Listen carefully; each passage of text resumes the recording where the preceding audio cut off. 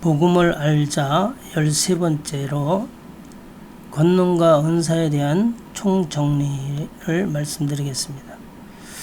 첫째로 권능과 은사는 성령이 아니다 하는 것을 알아야 돼요. 성경에 보면 그는 하늘에 오르사 하나님 우편에 계시니 천사들과 권세들과 능력들이 그에게 복종하느니라. 베드로전서 3장 22절에 말씀하고 있습니다. 여기서 보면 천사들이나 권세들이나 능력들, 사람들에게 주시는 은사들이죠. 이러한 것들은 성령 하나님이 얼마든지 창조할 수 있는 피조물들에 불과한 것이지, 그것이 절대 성령이 아니라는 사실을 알아야 돼요. 두 번째로 이 안에서 은사들도 성령이 나눠주신 것들이지 성령이 아니에요. 분명히 아셔야 됩니다. 모든 은사는 성령이 각 사람의 믿음의 분량대로 나누어 주신 것들, 고린도전서 12장 11절에 분명히 말씀하고 있어요. 그렇지 그 은사들이 성령이 아니란 말이죠. 타락한 죄성을 가진 인간은 복음보다 능력과 은사에 유혹되고 매료되고 미혹되기 쉽다. 예수를 믿는 것은 우리들이 예수님을 알고 복음을 알아서 성화되어져 가는 것이 신앙생활인데, 능력과 은사 이거는 초신자나 전도용으로 되지만은 자꾸 거기에 매혹되기 쉬워요. 사람은 그게 매료되면은 오히려 신앙이 잘못될 수가 있습니다. 능력과 은사는 복음 증거를 위한 수단에 불과한 것이다. 그러나 죄성을 가진 인간은 능력과 은사에 주목하지 복음에 주목하려 하지 않음을 알 수 있다. 예수님께서 하신 말씀 보면 예수께서 권능을 가장 많이 행하신 고을들이 회개치 아니하므로, 많은 권능을 행했으면 그들이 믿음을 가지고 회개하고 하나님 앞에 더 가까이 나와야 되는데 그들이 오히려 회개치 아니했다. 그러므로 그때 예수께서 책망하셨다고 마태복음 11장에 말씀하셨어요. 또 예수께서 대답하여 이르시되 10사람이 다 깨끗함을 받지 아니하였느냐? 그 9은 어디 있느냐? 10문둥이가 예수님께 부르짖어서 치료받았지만 그 9은 다 없어져 버렸어요. 한 명만 예수님 앞에 나와서 영광 돌렸습니다. 그것은 능력과 은사가 초신자를 전도할 수는 있지만 이와 같이 인간의 본질이 뭡니까? 9명을 보면 알 수가 있죠. 그냥 능력, 은사 그거 따먹고 가버리지 그리스도, 진리, 영생, 복음 그런데 관심이 없기 때문에 그 9은 사라져 버린 겁니다. 그게 회개치 않은 거죠. 세 번째, 복음 안에 다 있다. 모든 것이 다 있다. 복음은 곧 그리스도시요. 그래서 복음은 온전하고 완전한 것이다. 그래서 복음 안에 모든 것이 다 있기 때문에 사실상 은사나 능력이 필요가 없는 것이다. 오직 그리스도는 만유시요 만유 안에 계시니라. 골로새서 3장 11절. 네 번째, 복음을 받은 신자일지라도 여전히 죄성을 가진 인간이기에 능력과 은사에 미혹되기 쉽다. 그래서 신자 개개인이 교회에서나 어디에서나 복음만 있는 현장이 필요한 것이지 능력과 은사가 있는 현장이 여서는 안 됩니다. 그거는 한두 번 체험해 볼 일이지 계속적으로 그것으로 신앙생활을 계속하는 것 절대 아니에요. 오히려 신앙생활 방해가 됩니다. 사도 바울은 분명히 말씀했어요. 복음에 합당한 생활을 해라고 말씀했습니다. 이것은 결국 하나님의 말씀을 혼잡케 하는 일이 돼요.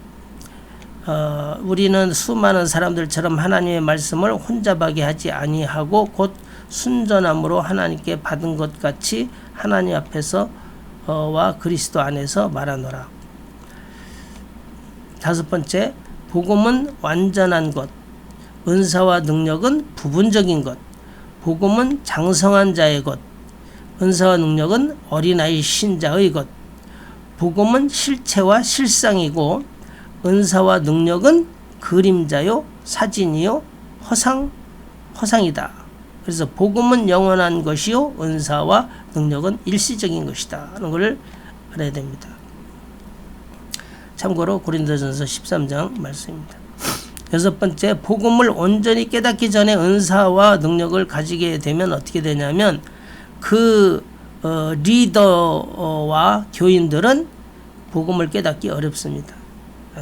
그걸 알아야 돼요. 그래서 불법자가 되는 거예요. 복음보다 은사나 능력이 부각되기 쉽기 때문에 결국 복음을 회방하는 자가 될 수밖에 없어요.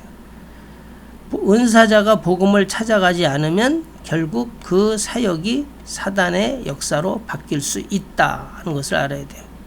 30년간 신앙생활하던 사람이 은사와 능력 있고 그런 사람들이 무속인으로 바뀐 경우가 있습니다.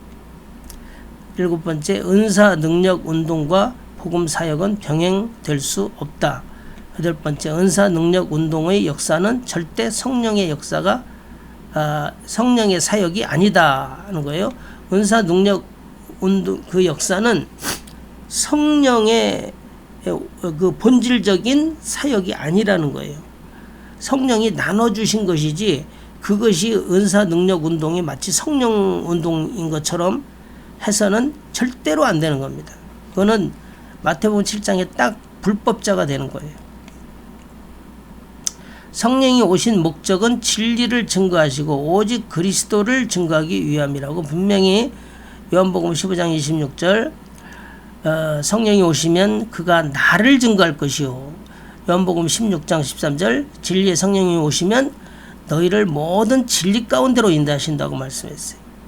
분명히 말씀했죠. 그래서 성령님은 우리들에게 오셔서 복음을 알게 하시고 그리스도를 증거하시고 진리를 깨닫게 하시는 것이지,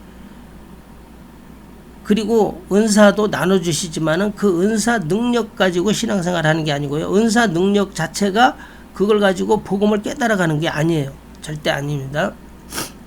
능력과 은사는 육신과 사람을 위한 것이고 주로 문제 해결을 위한 것이에요. 그래서 능력과 은사는 주로 전도용이고 초신자들과 어린아이 신자들을 위한 것이다. 분명히 알아야 됩니다.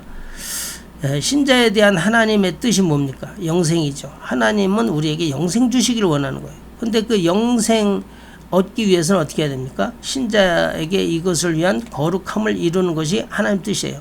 그래서 거룩함을 이루는 것은 믿음에서 믿음에 이르러야 되고 우리가 진리 가운데로 인도를 받아야 되고 그리고 성령의 열매를 맺어야 되고 하나님의 성품으로 변화되는 성화의 길을 가야 되는 거예요. 그거는 나를 부인하고 십자가 지고 예수님을 계속 따라가는 그것입니다. 그래서 하나님은 신자에게 문제와 고통을 통하여 육체를 태워서 회개와 거룩함을 이루어 가시고 그리스도를 알아가게 하시는 것이 신자에 대한 주 사역이시다. 이러한 사역의 능력과 은사 현장은 무익하고 복음 사역에 대치된다. 능력과 은사 운동과 그 현장 속에 계속 있게 되면은 사람의 신앙이 절대로 변질되게 돼 있어요. 하나님과 진실한 그 진리 안에서의 믿음이 될 수가 없어요. 이거 분명히 알아야 됩니다. 능력과 은사는 전도용이고 여기 예언의 은사가 있다. 그러면 그 사람은 이제 예언의 은사와 예를 들어서 권위하는 은사, 위로에 권위하는 은사, 그 같이 있는 거예요. 그걸 통해서 연약한 신자 돌보고 이렇게 하면 괜찮은데 그거 이제 은사자들 대부분 보면은 잘못된 왜냐 죄성이 있기 때문에 누구든지 죄성이 있기 때문에 그래요. 하나님 앞에서 은사가 있을수록 철저히 자기가 회개하고 깨끗하고 거룩한 성화의 길을 가지 않으면 절대로 안 됩니다. 그래서 복음운동과 이 은사운동은 대치되는 거예요. 13번째, 모든 신자들은 오직 복음을 알아가는 일에 전무해